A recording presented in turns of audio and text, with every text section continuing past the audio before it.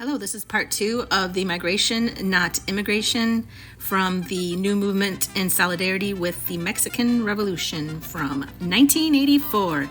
And today we're going to talk about U.S. occupation and control of Mexico. Contemporary Mexico began in 1519 with the Spanish invasion and conquest. Under the leadership of Hernando Cortez and Guzman de Beltran, the Aztec Empire was defeated and Spanish domination established.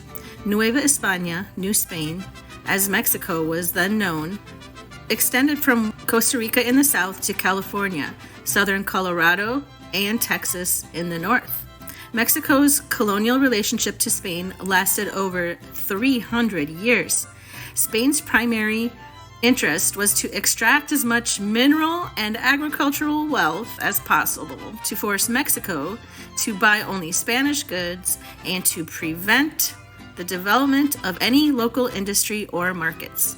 The result was that the only economic infrastructure developed was based on Spain's needs and not Mexico's.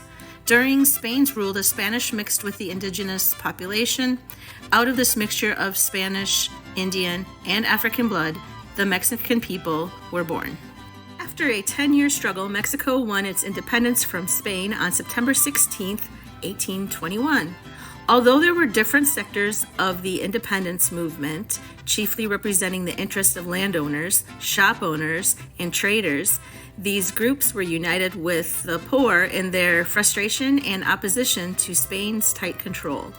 Geographically, Mexico was a large country in 1821. In the south, contemporary Central America, the large landowners were dissatisfied with the Mexican government. They seceded in 1839, forming a Central American Republic and ultimately dividing into the present countries. In the north, Mexico had programs of colonization to consolidate the territory. Also, settlers from the U.S. were encouraged to settle in northern Coahuila, today known as Texas. The settlers, most of whom were slave owners, were given land grants by the Mexican government if they accepted Mexican citizenship and agreed to abide by Mexico's laws. But many of the settlers came with little intention of obeying Mexican laws, despite their newly acquired citizenship. In 1823, slavery was abolished. By 1830, 20,000 Anglos and 2,000 African slaves were living in Texas. Mexico abolished slavery way before the United States did in 1865 under the 13th Amendment, even though not everybody knew about it until Juneteenth. So here we go. Andrew Jackson, who was president at the time, brought in Sam Houston, an old subordinate. He proposed a plan for the annexation of Texas. Houston was sent to Texas in 1832 to give direction to the insurgency, channel the separatism, and organize the rebellion.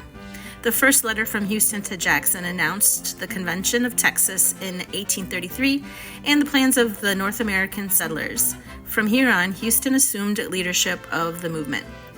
In effect, there was a conspiracy between the United States government and the settlers.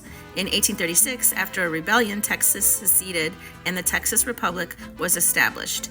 Houston became the first president of the Republic. In December 1845, Texas joined the U.S. as a slave state. The expanding U.S. empire had long coveted Mexico's land, rich mineral resources, and access to Pacific ports. James Polk became president in 1844, advocating manifest destiny and war. Following the annexation of Texas, Mexico broke relations with the U.S. In 1846, a dispute developed over the border. Mexico claimed it was the Rio Nueces to the north, while the U.S. claimed the Rio Bravo Grande to the south. The U.S. sent 4,000 troops to the Rio Bravo, and in May, when Mexican forces crossed the river, the U.S. used this as an excuse to declare war and began a full-scale invasion of Mexico. By late 1847, the U.S. controlled most of northern Mexico as well as Mexico City. In February 1848, Mexico was forced to sign the Treaty of Guadalupe Hidalgo, surrendering its northern territory at the point of a gun. Mexicans in the occupied territory were given 1 year to leave or become U.S. citizens. with the enjoyment of all the rights of U.S. citizens, even though slavery was still going on. By 1859, with the so-called Gadsden Purchase, Mexico had lost over 50% of its territory. The United States was not the only foreign power to invade Mexico during this time period. Between 1823 and 1861, Mexico suffered an average of one invasion every 6 years. In 1829, the Spanish briefly occupied Tampico. In 1838, during the so-called Pastry War, the French invaded, I never heard of that one, the French invaded Veracruz, leaving only when Mexico guaranteed payment of a 600,000 peso debt. Nevertheless, the United States was the most successful aggressor. We're so good at that, aren't we? Having gained its independence almost half a century earlier than Mexico. The Northern Republic had long wanted to expand into Latin America. Mexico, being the closest neighbor, received the brunt of the aggression. The U.S. occupation was possible in part because of serious political divisions in Mexico. The first constitution was drawn up in 1824. However, a major power struggle was brewing between two camps. One camp, known as the Conservatives, represented the large landowners, high clergy, militarists, and monarchists. The other camp, the Liberals, supported civil liberties, individualism, free enterprise, and attacked the church because it stifled economic development. The struggle culminated in a civil war, the War of Reform, in 1857 and a liberal victory in 1860. After the invasion, the United States no longer needed the army to control the newly acquired territory. Ranger forces were formed to terrorize and subdue the Mexicans. They were hired guns of the white settler, ranchers, businessmen, and railroad tycoons. Guarding the new border, they drove Mexicans off desirable lands and fought their resistance to the occupation. Big ranchers like Richard King of the Million Acre King Ranch in Texas set up the Texas Rangers to protect their interests. The Texas Rangers coined the brutal phrase, "shoot first, ask questions later." From 1910 to 1915, Rangers and vigilantes killed from 500 to 1,500 Mexicans. Expansionist sectors of the United States promoted the ideology of manifest destiny. White people readily embraced this because it justified their right to trample on Mexicans, stealing their land just as they had from the Indians. The settlers believed Mexicans and other non-white people were inferior, subhuman, lazy, and untrustworthy, and that by virtue of being European, Christian, and white, they had the right to treat Mexicans however they wanted. The Texas Rangers, Arizona Rangers, and California Rangers operated to enforce the system of white supremacy. The Treaty of Guadalupe Hidalgo supposedly guaranteed that the United States would respect property rights of Mexicans who owned land in the occupied territory. The land and its resources were one of the reasons the U.S. invaded, and it did not take long before the settlers began taking Mexican land.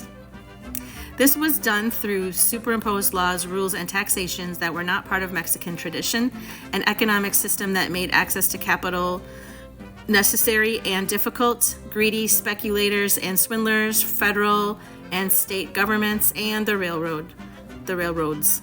Mexicans had lost most of their land in Texas by 1860. In New Mexico, 3.7 million acres were taken through governmental conservation programs and fraud. This resulted in the state and federal governments taking control of 53.7% of New Mexico. In California, prior to 1860, Mexicans owned most of the land. By 1880, they were relatively landless. The effects of the occupation for the Mexican people were brutal. Between 1850 and 1930, in an attempt to crush their resistance, more Mexicans were lynched in the occupied territory than were black people in the southern U.S. during the same period. In 1854, an estimated 350 Mexicans were killed in Los Angeles, but Mexicans did not passively accept their attempted conquest, degradation, and genocide. Active and militant resistance against the occupation continued, led by Juan Cortina, Tiburcio Vasquez, Joaquin Murrieta, and others. Organizations like Las Gorras Blancas also counteracted the the ranchers, railroads, and white settlers who were dividing up Mexican lands. Mexican resistance has continued to the present day, and the United States has only been able to maintain the border by massively reinforcing it militarily. The imposed U.S.-Mexico border follows no geographical division of land for most of its length and requires fortification and defense.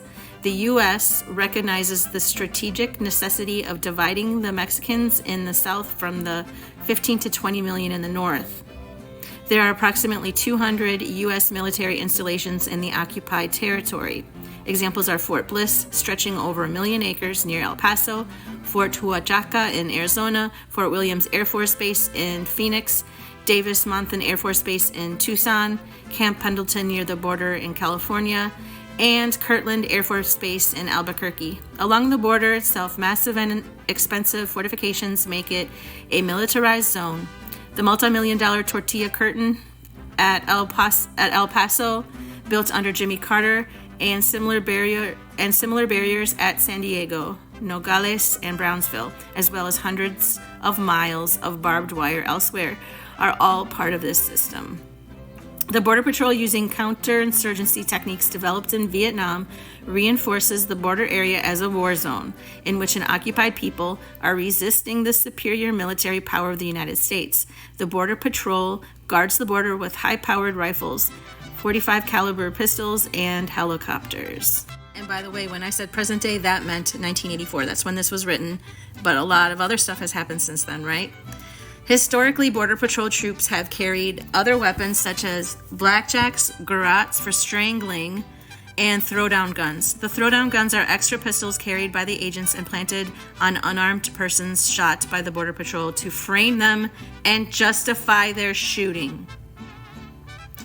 Adding to the firepower and repressive tactics is a high-tech monitor system planted along border crossing areas and elsewhere. It consists of an elaborate computer system with infrared cameras, video monitors, underground heat and vibration sensors, computer operations, control rooms, and most recently the development of a heat-seeking mobile robot.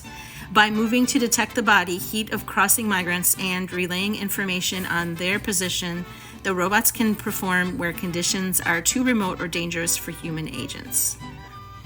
The human agents to travel in war wagons heavily armored and equipped four-wheel drive vehicles and special helicopters featuring computer equipment and high-intensity spotlights. Wow, that's a lot. I wonder what Trump means by Make America Great Again. Does he mean this time? Anyway, that's it for this one, and I'll see you in the next part, which is going to be about U.S. economic control of Mexico.